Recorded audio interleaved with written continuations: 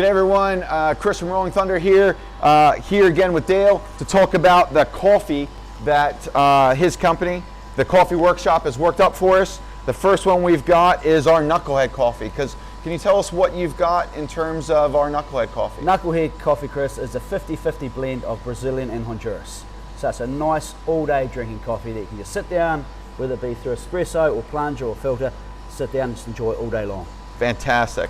And then our next one we've got up is our Panhead coffee that you guys have brewed for us. What do you have in the Panhead? Panhead is a 50% Colombian, 30% Kenyan, 20% Ethiopian. So it's a good, strong brew.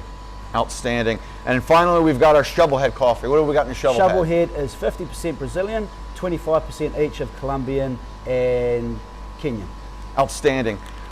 So hey, just want to say thanks very much for the Coffee Workshop working with us to get these done.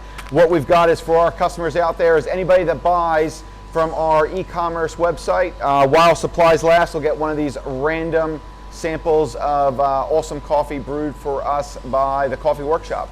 Thanks again, Dale. All right, Chris. Cheers.